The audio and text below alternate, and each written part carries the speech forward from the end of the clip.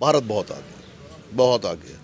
मैं ज़ाती तौर पे भी गया हूँ, मैंने देखा है इंडिया पाकिस्तान इंडिया का कोई मैच नहीं है। जब आप भारत गए थे तो कौन सी स्टेट का विजिट किया था आपने? मैं दिल्ली गया था, तो वहाँ पे मैं रहा था। कैसा लगा उधर जाके? क्योंकि मैच ही नहीं है तो ऐसा महसूस होता है कि जब वहाँ से वापस आते हैं कि हम इंतहाई कोई गरीब स्टेट में आ गए हैं। My god, development is like too much. मतलब मैं बताऊं कि वहाँ का गांव is more like our Karachi right now, to be very honest. Yes, and वहाँ पे लोगों का मेंटल लेवल बहुत जबरदस्त है। मुसलमानों के लिए इंडिया क्या है? अल्हम्दुलिल्लाह बेस्ट है। वहाँ पर जाते हैं और क्या तरक्की थी वहाँ की, मैं जानना चाह रही हूँ। तरक्की के मामले में जो है ना, सिर्फ और सिर्फ जो है ना, मैं इतना ही कहूँगा कि आप उनके मॉल्स में चली जाएं। ये है ना, अपना आपने नाम सुना हुआ है, मशहूर है हल्दीराम, ठीक है ना, 270 रुपए की थाली है, 2 अफराद पेट भर के खाना खाते हैं। नहीं, आप बहुत पीछे हैं और पीछे ही रहेंगे। नज़र नहीं आ रहा कि इकोनॉमिकली आप इंडिया को कभी बीट कर सकें, कभी भी नहीं कर पाएंगे, बहुत मुश्किल। बोलते हैं ना कि बड़ा मस्त किस्म का लाइफ है वहाँ पे। मतलब people are mixture over there, culture is mixed over there, and you will find like fun and peace over there. Like आपको किसी किस्म का दिक्कत नहीं होना, किसी किस्म का परेशानी नहीं होना कि आप कौन हो, क्या हो, और आप क्या खा रहे हो, क्या पी रहे हो, क्या पहन रहे हो, क्या हो रहे हो। जय श्री राम दोस्तों, जैसा कि आपने क्लिप में देखा, पाकिस्तानी लोग भारत आकर भारत का विकास देख हैरान हो जाते हैं, और जब वह इसकी चर्चा पाकिस्तान में करते हैं तो दूसरे पाकिस्तानी भी भारत के दीवाने बन जाते हैं। हम आपको बता दें कि बहुत से पाकिस्तानी भारत में इलाज करवाने आते हैं, तो बहुत से पाकिस्तानी भारत घूमने के लिए और भारत में रह रहे उनके रिश्तेदारों से मिलने के लिए भी आते हैं। लेकिन जब पाकिस्तानी कई सालों बाद भारत आकर भारत के बड़े बड़े मेट्रो और भारत के सुंदर सुंदर गांवों का भ्रमण करते हैं, तब वह यह भूल जाते हैं कि यह वही देश है जो 75 साल पहले हमारे साथ ही अंग्रेजों से आजाद हुआ था। लेकिन आज यही भारत विकास में अमेरिका, चीन, यूरोप को भी पछाड़ रहा है। और जब वही पाकिस्तानी पाकिस्तान वापस जाकर भारत के विकास और सुंदरता की चर्चा दूसरे पाकिस्तानियों के साथ करते हैं और बताते हैं कि वहाँ के गाँव भी हमारे बड़े बड़े शहर जैसे कराची, इस्लामाबाद से ज्यादा सुंदर और विकसित दिखाई देते हैं, साथ ही वह कहते हैं कि आज का भारत नहीं रहा जो हमारे जैसा होगा। भारत आज हमसे 100 साल आगे है और असल मायनों में भारत आज जन्नत है। आप प्रोडक्शन की बात करेंगे, हम इंडस्ट्री में बहुत पीछे हैं। पाकिस्तान इंडिया से इंडस्ट्री में बहुत पीछे है।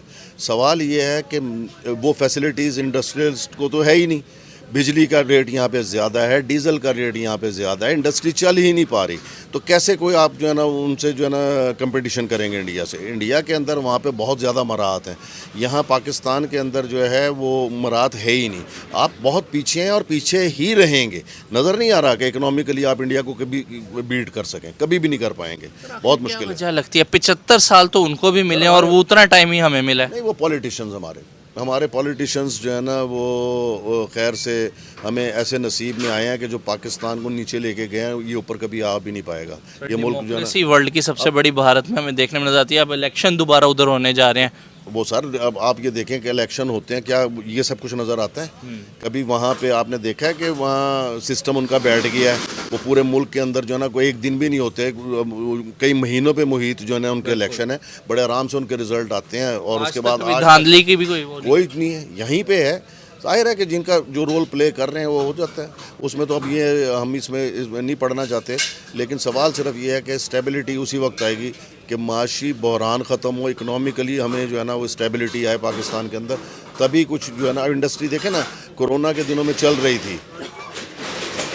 रही थी और वो इसी बुनियाद पे पाकिस्तान जो है ना वो सर्वाइव कर रहा था। लेकिन आपने देखा कि इस मुल्क के साथ क्या बना। ये एक अलमिया है जिसको हम जो है ना सिर्फ इसके ऊपर सब्र शुक्र ही कर सकते हैं और तो कुछ भी नहीं कर सकते। लास्ट क्वेश्चन, कितना आगे निकल गया भारत? भारत बहुत आगे, बहुत आगे। और चीमा साहब, दर हकीकत ये एक दिन में सफर तो जाहिर नहीं हुआ, उसके पीछे एक पूरी हिस्ट्री मौजूद है। इसमें कई प्राइम मिनिस्टर्स की कमिटमेंट्स जो है मौजूद है, आप बिल्कुल उनको डिनाई नहीं कर सकते। मनमोहन सिंह, डॉक्टर मनमोहन सिंह जो कि इकोनॉमिस्ट थे, उनका रोल नहीं निकाला जा सकता। इसमें से वाजपेयी साहब का रोल इसमें से नहीं निकाला जा सकता। इसमें कई ऐसे थे प्राइम मिनिस्टर जो कि नेशनलिस्ट थे। मोदी साहब is not the only nationalist person to begin with, he has gone to the extreme, he has taken to the youth and agenda to the next level. लेकिन पिछले लोग भी जो थे वो भागकर लंदन जाके नहीं बैठे, वो यही बैठे। उनके ऊपर करप्शन की स्टोरियां मौजूद नहीं है। उन्होंने अपने स्केड्यूल नहीं बनाया कि 3 साल तुम लूट लो, 2 साल हम लूट लेंगे। यहां नहीं इस तरह का हुआ काम। यहां वाजपेयी का लड़का जो है वो लीडर नहीं है। यहां मनमोहन सिंह की लड़की इलेक्शन नहीं लड़ रही है। मोदी साहब के भाई का नाम किसी को नहीं पता कौन है वो। चले छोड़े, आप इनसे तो नफरतें हैं आपकी। आप जहां बैठे हैं आपका इनके साथ नफरत का एक बहुत बड़ा एक बैकग्राउंड मौजूद है। बांग्लादेश चलते जो आपका हिस्सा था। हसीना वाजद ने अभी तक अपना वारस डिक्लेयर नहीं किया, और आपको मैं बता चुका हूं कि आप क्या है। आपके एक बंदे के नाम से भुट्टो उतार दिया जाए तो उसका पीछे बचता ही कुछ नहीं।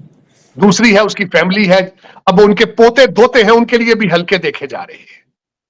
एक मुर्शद जेल के अंदर बैठा है, उसकी बहनें 2 हैं, वो अब सियासत में आ चुकी है। हलीमा बाजी जो है वो मुसलसल सियासी बयान भी दाग रही है, जर्नलिस्टों की बेइज्जतियां भी कर रही है। सब कुछ हो रहा है, क्या वजह? आप अकल के इतने सारे आपकी अकल बिल्कुल बंद हो चुकी कि this is not how the world operates, this is not the world move on goes on. फिर आपके साइंस और इंग्लिश और मैथ के साथ दुश्मनी, नफरतें। फिर आपसे जब बात की जाए तो मजहब का तड़का लगा के आप 6ठी सदी का खुलफा राशिदीन के दौर के ख्वाब देखना शुरू कर देते हैं आप। हालांकि इस्लाम आपके लिए एक फॉरेन रिलीजन है, आपने उसको समझने की कोशिश ही नहीं की। इस्लाम है क्या? जिहाद करने के लिए सर्टन सर्कमस्टेंसेस की जरूरत होती है, तब जिहाद आप पर लाजम होता है। आप हर बात के ऊपर जिहाद कर देते हैं, आप फौरन हर बात के ऊपर। गाजा के ऊपर अरबी इतने परेशान नहीं है जितने आप परेशान हैं, लेकिन आप टीटीपी के लिए आपके पास कोई मंसूबा मौजूद नहीं है। जो घुस के मार रही है उसके लिए कोई मंसूबा नहीं है। गजा की तैयारी, आप गजा के लिए तैयार है। पता नहीं, मेरे तो समझ से बाहर है कि आप 21st सेंचुरी में एंटर किस तरह होंगे। आपके जो लीडरान हैं, आपका जो ग्रुप इकट्ठा हुआ है जिसने कहा है कि हम अगली PDM 2 बनाएंगे, उनके ट्वीट अकाउंट कोई और ऑपरेट करता है। वो ट्विटर कोई नहीं समझते कि ट्वीट क्या चीज है। साइंस को समझना तो उनके बस की बात नहीं। और आप अब इस वक्त डिमांड कर रहे हैं कि सुप्रीम कोर्ट की प्रोसीडिंग भी उर्दू में की जाए, ताकि हमने जो टूटी फूटी तरक्की की है उसको भी खत्म किया जाए। चले कर लेंगे, होता है तो करेंगे, ठीक है। लेकिन आज चीमा साहब, मैं खास बिलखसूस जब मैं यहाँ लैंड किया तो उस वक्त रेस्टर्न स्टेट समिट हो रही थी। उसके बारे में मैं थोड़ा सा, मैं खुद भी अब स्टूडेंट माई सेल्फ, उसकी नवी समिट हुई है यहाँ पे, और उसके लिए थीम उनका था चतरंगा। उसका उन्होंने नाम रखा था क्योंकि 4 उनके ऑब्जेक्टिव थे। और सबसे बड़ी बात जो मुझे पता चली है चीमा साहब कि this is bipartisan non profit organisation, is not और organisation, is a think tank, bipartisan think tank. और यूथ है इसको जो इसको लीड करती है। राहुल बैनर्जी उसके फाउंडर है, इज अ यंग मैन। तो इनके इसमें